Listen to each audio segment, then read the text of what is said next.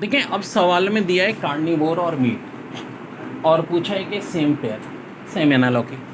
तो पहले ही ऑप्शन में दिख रहा है हार्बीवोर और प्लांट। देखिए प्रूडेंट कॉशियस का साइनोनिम्स है और ये भी साइनोनिम्स है। एसेस और अप्रोच ये भी एक दूसरे के साइनोनिम्स हैं। एंटोमोलॉजी इंसेक्ट की स्टडी को कहते हैं और स्नेक की स्टडी ऑफियोलॉजी।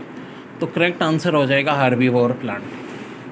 देखिए एनिमेटेड के जो एंटोनिम्स हैं पेपर में पूछे गए डल, लाइफलेस या और भी क्या वर्ड्स हो सकते हैं। एक लेथार्जिक भी हो सकता है। लेथार्जिक भी मैंने बताया था ना, हर वक्त लेटा रहता है, कोई काम नहीं करता, तो ये लेथार्जिक। और ये बहुत इंपॉर्टेंट है, एंटोनिम है। तो एग्जाम में देख लीजिएगा एनिमेटेड का एंटोनिम्स डल या लेथार्जिक, जो भी ऑप्शन दिया हुआ है वो टिक कर दिया। अब देखिए जैसा कि वर्ड है एक्सट्रोवर्ट, इसका एंटोनिम्स क्या होता है इंट्रोवर्ट। एंटोनिम क्या होता है इंट्रोवर्ट।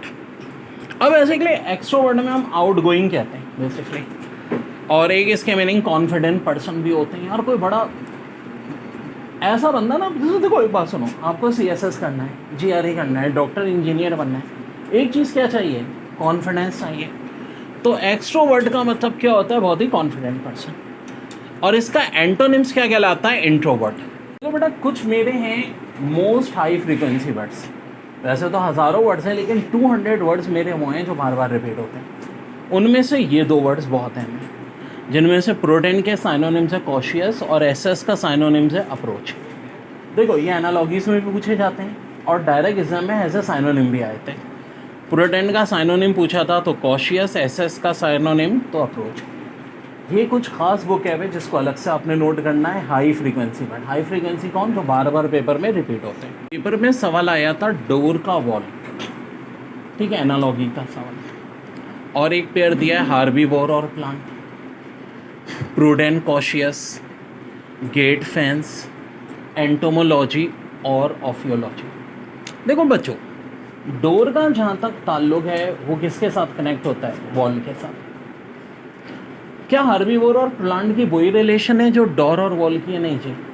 प्लांट खाने वाले जानवरों को हार्बीवोरस कहते हैं, तो ये तो बिल्कुल अलग बात है। प्रोडेंट और कॉशियस एक दूसरे के साइनोनिम्स हैं, तो क्या डोर और वॉल एक दूसरे के साइनोनिम्स हैं? नहीं जी।